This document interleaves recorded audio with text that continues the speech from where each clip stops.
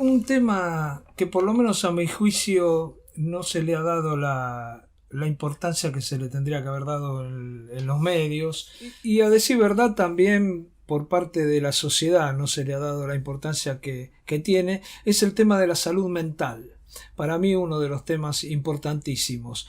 Para charlar algunas cosas sobre este tema estamos comunicados con Ángel Barraco. Ángel Barraco es psicólogo, es redactor de la ley 448, que fue la ley de salud mental de la Cava, que se votó allá por el año 2000, y es miembro del Consejo Consultivo Honorario de la Ley de Salud Mental, ley que también se votó en el Ley Nacional del año 2010.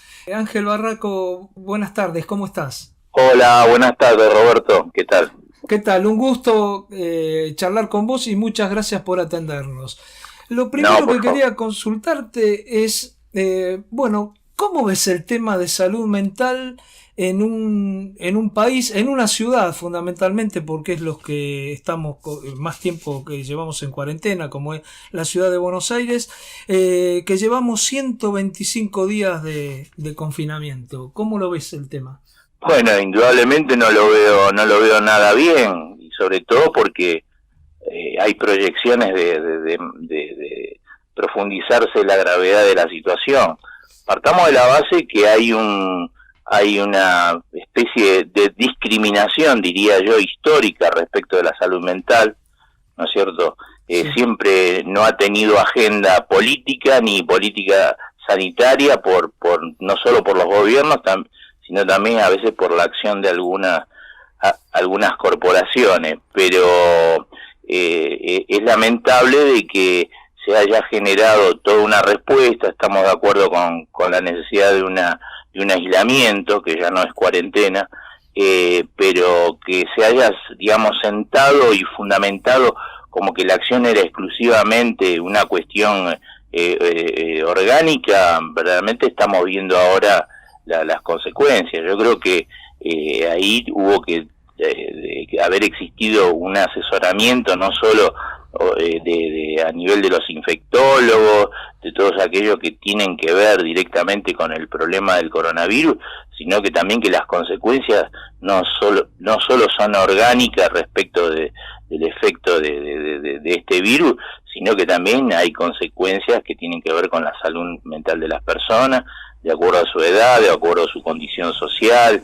Esto obviamente se agrava más que nada en los sectores excluidos. Hablamos de la población en los hospitales neuropsiquiátricos, en los manicomios.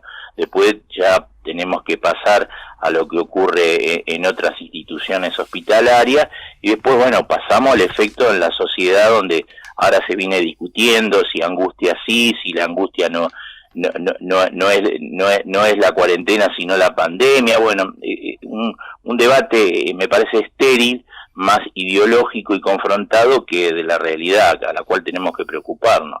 Ya no quedan dudas que se han profundizado, ¿no es cierto?, sintomatologías a nivel de ansiedad, de angustia, y también otros cuadros más complicados, porque esto no hay que perder de vista que hay personas que ya tienen algo preexistente también a partir de su salud mental, que obviamente este tipo de situación inédita para todos ha empezado a hacer efecto. Ujú. En estos días nos enteramos que bueno, que ahora van a poder trabajar los psicólogos en la semana que viene, creo que es que ya pueden empezar a ir los pacientes a los consultorios. ¿Vos pensás que eso va a empezar a descomprimir un poco este tema que creo que no es menor, ¿no? El tema de la angustia y más de mucha gente que se venía atendiendo y que de repente lo único que encuentra es un correo electrónico para hacer alguna consulta que a veces hasta es imposible de contestar, ¿no? Si no es presencial. ¿Pensás que esto va a ayudar? Yo creo que va a ayudar, pero yo tengo una pregunta previa. ¿Por Sí, qué? ¿Por qué recién ahora? claro. Porque si las autoridades sanitarias ¿no es cierto? Y políticas a nivel de nación y a nivel de las jurisdicciones, que son, digamos así, actividades esenciales, ¿no es cierto? Causó mucha ironía de que está circulando por ahí una placa de TN que dice: empiezan a trabajar los paseadores de perro y también los psicólogos, ¿no es cierto? Y me parece que la cuestión es el planteo que hiciste al principio respecto de qué lugar le damos a la salud mental, ¿no es cierto?, en el Estado y en la sociedad. Así que, no sé, hay criterios que uno ve que no acompañan con la demanda, con la necesidad. Estableciendo los protocolos de bioseguridad, me parece que podría haber sido otra la situación. Pero bueno, lo importante es que hay muchos colegas trabajando en el sistema público y bueno, se trata de hacer frente a la situación. Y esta habilitación próxima seguramente va a permitir, obviamente, la atención personal, porque si bien se deslizó que esto de alguna manera se compensaba con la atención virtual, no todos los pacientes tienen acceso a la virtualidad, y además que tampoco, por una cuestión de transferencia, hay personas que no admiten ese tipo de digamos así, de relación terapéutica, ¿no es cierto? Así que bueno, esperemos que ayude. Ángel, recién hablábamos, bueno, lo que a mi entender, también un poco por lo que vos decías, es hasta una subestimación sobre el tema psicología y salud mental. Inclusive hemos escuchado a funcionarios decir que los muertos no se angustian y que, bueno, te ponen entre la espada y la pared, te dicen, bueno, te morís, no vas a tener atención psicológica ni vas a tener absolutamente nada, pero creo que no se trata de eso la vida, ¿no? Exactamente, Roberto, yo creo que acá está en juego una cuestión ética. Por eso siguen existiendo, digamos, el modelo manicomial, por eso sigue existiendo el avasallamiento de los derechos de las personas internadas, a pesar de que van pasando los años, que contamos con una ley de súper progresista, una de las mejores del mundo, ponderadas en todos lados, pero obviamente ya van 10 años de la ley nacional y no se puede avanzar en lo que era justamente el objetivo, digamos así, principal, ¿no? Que en el 2020, tal cual lo establecía la reglamentación, tenían que sustituirse las instituciones asilares, manicomiales, las colonias, y sin embargo eso no ha ocurrido, y ahora con esta situación me parece que obviamente va a quedar en el debe. Pero igual, históricamente hay toda una segregación y discriminación de la salud mental, sobre todo la pública, ¿no? Donde sabemos que en las instituciones están internados más por pobre que por loco, con lo cual esto debería movilizarnos mucho más. Pero bueno, el tema es lo que se planteó también de qué pasa en la sociedad, con un imaginario donde la enfermedad mental, el padecimiento, la locura está obviamente asociado a la cuestión del delito, del peligro, de la criminalidad. O sea, hay un problema cultural. Después está el problema, digamos así, corporativo, de aquellos que obviamente no les interesa que la salud mental tenga una atención interdisciplinaria como debe ser, donde ningún saber, llámese psiquiatría, psicología, o sea, debe tener hegemonía por sobre otras necesidades y posibilidades terapéuticas y sociales, ¿no es cierto? Y bueno, y detrás de todo esto también está obviamente la necesidad de medicalizar la sociedad, y también la necesidad de los intereses de la industria farmacéutica, que bueno, está muy ligada a los intereses corporativos de la psiquiatría, aclarando que no son todos los psiquiatras, ¿no es cierto? Pero está evidenciado que fueron y siguen yendo contra la ley, o sea, la incumplen inclusive los funcionarios. Tenemos la ciudad de Buenos Aires, donde el actual director de salud mental no hace ninguna mención ni tanto de la ley 448, que está vigente, como la ley nacional 26657, y no hay posibilidad de avanzar en la apertura de todos los dispositivos, todos los servicios y efectores que necesitamos para ir haciendo progresivamente un cambio de paradigma. ¿Por qué seguir atendiendo en esas grandes unidades de internación que está recontra comprobado que dañan más de lo que pueden producir de positividad a las personas que necesitan atención? Y bueno, y aparte que no es un problema tampoco presupuestario, esto lo quiero aclarar porque también muchos suponen lo que se destina en la ciudad de Buenos Aires para los 4 hospitales neuropsiquiátricos es verdaderamente muchísimo dinero. O sea, si bien la ley nacional, digamos, estimula a que las provincias y las jurisdicciones adjudiquen un 10% del total del presupuesto de salud, acá en la ciudad de Buenos Aires estamos muy cercanos a ese 10% y sin embargo se sigue haciendo más de lo mismo. O sea, yo voy a tomar como ejemplo el Borda o el Moyano. En este momento están aproximadamente en 500 camas, un poco más en el Moyano. Si uno toma el dinero que se le ha destinado presupuestariamente para todo el año al hospital Borda, vamos a tomar como ejemplo, bueno, con 500 camas y el dinero que se le acordó, me está dando una inversión de cerca de 300.000 pesos por mes por cama. ¿Escucharon? 300.000 pesos. Si nosotros nos guiáramos por esa gran transformación que llevó adelante Franco Basaglia en Trieste, y donde él decía que los recursos hay que ponerlos en las personas y no en las instituciones, con ese dinero, con la cuarta parte de ese dinero mensualmente, podríamos estar, poder satisfacer las demandas, las necesidades de cada persona internada de acuerdo a cada caso, para la cuestión de la vivienda, del trabajo, de la educación, de la medicación.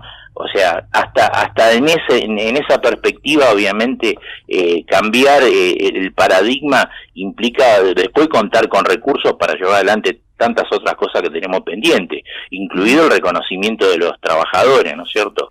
Por eso hay que diferenciar que una cosa es la salud mental en el sistema público y otra cosa en el sistema privado.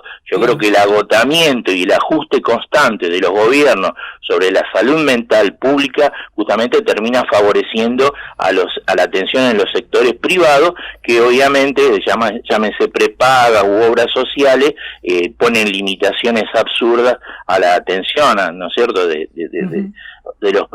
las personas que demandan atención. Así que es un tema complejo, pero que de última yo estoy totalmente convencido que como la salud mental, uno puede hablar de la salud mental cuando dice está, obviamente desde una perspectiva de la subjetividad, está afectada tal persona de tal cuadro, ¿no es cierto?, de salud mental. Después está hablar de la salud mental respecto a la organización que se dispone para la atención, llámese hospitales, centros de salud mental, en atención primaria. Y después hay una tercera posibilidad que es considerar a la salud mental como un campo de intervención político. Y cuando digo político, no partidario, político en cuanto la salud mental es política por todo lo que hay que hacer y por estar tan ligada justamente a la concreción de todos los derechos humanos, ¿no es cierto? Entonces yo creo que a los estados, sobre todo occidentales, obviamente les molesta mucho la salud mental porque los pone en evidencia, ¿no es cierto?, de cómo los estados no se preocupan por las personas que sufren y que están en una doble condición, no solo atravesada por la enfermedad, sino por su condición social, y al interpelar la salud mental, qué es lo que hacen los gobiernos y cuál es la postura de la sociedad, indudablemente estamos viendo cómo van pasando las décadas y no se puede tocar, no se puede modificar algo que no debería existir. Claro. Vos sabés que cuando te escucho, Ángel, uno siento como una contradicción, porque bueno, vos por un lado hablas de la ley nacional, una ley progresista del 2010, que parecería que no se está cumpliendo, por lo que decís, pero por otro lado fuimos pioneros con la ley de la ciudad de Buenos Aires, ¿no? Es del año 2000. 2000, sí. Y la ciudad de Buenos Aires, la 448, y la ciudad de Buenos Aires tiene en el exterior, cuando va alguien de la ciudad de Buenos Aires siempre le dicen, uy, ahí llega un freudiano, porque nos manejamos mucho con lo psicológico. Y sin embargo, hay en cosas que estamos atrasadísimos, como esto de no desmanicomializar, ¿no? Sí, bueno, La ley 448 en el año 2000 desplegó, como quizás la ley nacional, todo el sistema que había que disponer para ir cambiando la lógica de que la persona termine internada en los hospitales monovalentes, los neuropsiquiátricos. Y ya en el 2004 empezamos con que la Corporación Médica y Psiquiátrica recurrió a la justicia para declarar inconstitucional la ley 448. Sí, le salió mal. Recuerdo hacerte alguna nota en esa época, Ángel, sí. Claro, y bueno, y el Tribunal Superior de la Ciudad, que vendría a ser la Corte Suprema Nacional, pero de la ciudad, agarró y rechazó.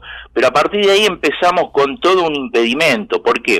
Porque hay algo muy interesante que les recomiendo leer, que es la obra de Robert Castell, El orden psiquiátrico, donde él decía que la psiquiatría en realidad era más que una disciplina médica, era parte de la ciencia política. ¿Por qué?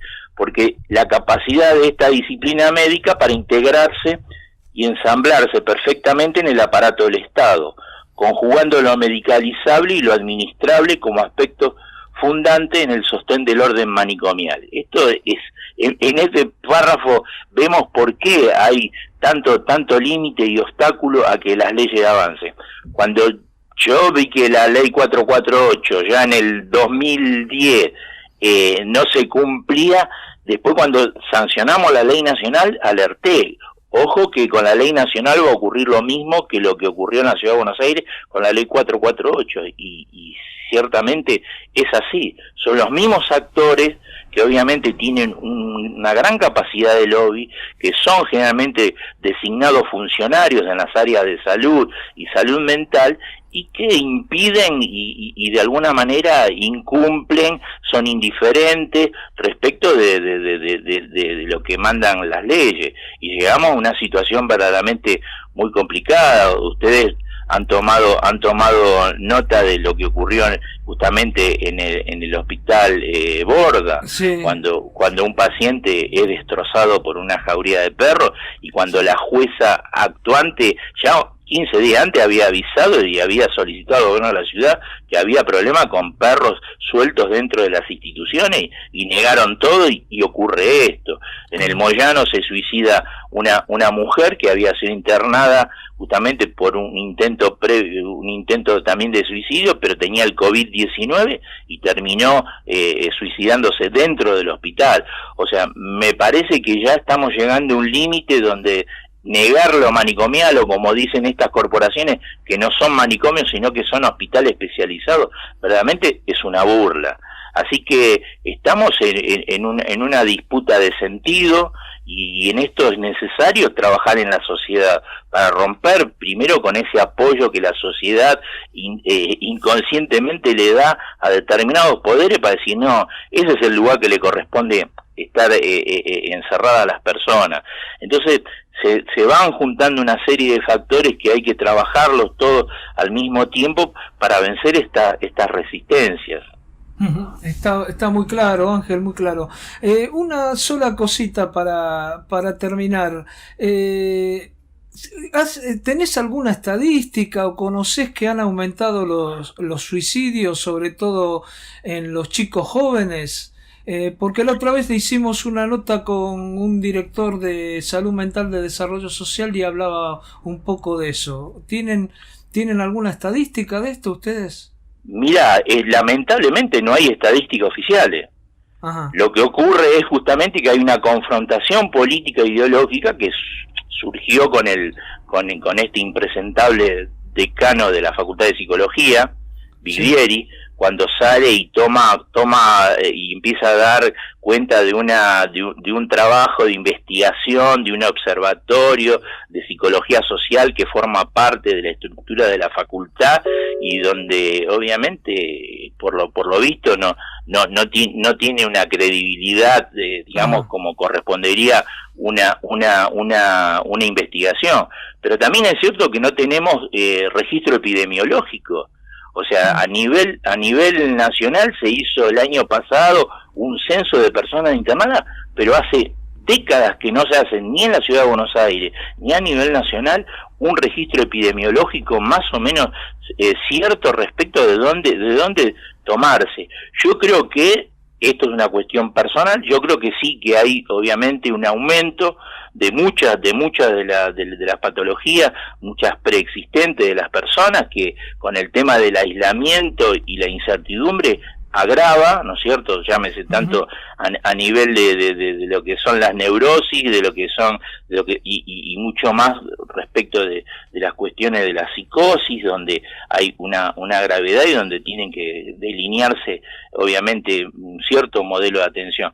Entonces, esto, mientras es utilizado como una confrontación, quién tiene la razón o quién tiene verdaderamente un estudio cierto, pero sinceramente yo necesitaría un registro epidemiológico oficial, ¿no es cierto?, para poder decir, bueno, y quizás más adelante lo hagan, pero yo creo que ya al menos debería haber un cierto pronunciamiento, porque todos hablamos, bueno, lo vemos en el Facebook con nuestras amistades, o sea, que relatan lo que está pasando con un vecino, con un hermano, con una madre, respecto de que la incertidumbre que está generando esta pandemia tiene un impacto que no se puede soslayar en las personas, así que si es angustia, no es angustia, yo creo que hay que tomar las cosas con seriedad y aparte reconocer de una vez por todas que la problemática aún del coronavirus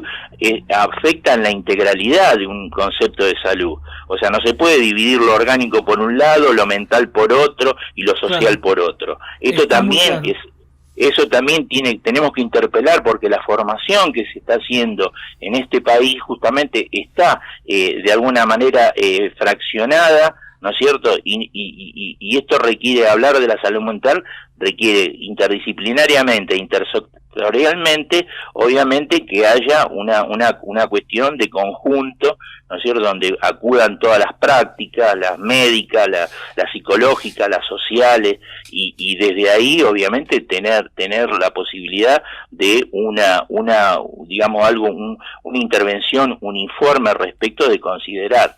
Yo pienso que la salud mental, si avanzáramos con las leyes, si avanzáramos con el desarrollo no solo de la cuestión de los manicomios, sino de un sistema de salud mental integral donde atienda todo el amplio espectro de patologías. ¿Qué pasa con las adicciones?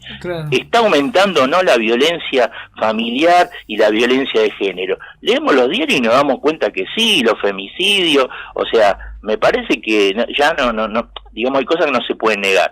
Bueno, me parece que esto tiene obviamente que tener un criterio de una intervención política de salud mental seria para decir de una vez por todas, bueno, la salud mental no debería existir, la salud es una sola, pero hoy por hoy estamos muy lejos de llegar a esa verdad, ¿no es cierto?, que la salud es integral y no necesita estar dividida en lo corporal, lo orgánico, lo biológico, lo fisiológico o lo psíquico y lo mental.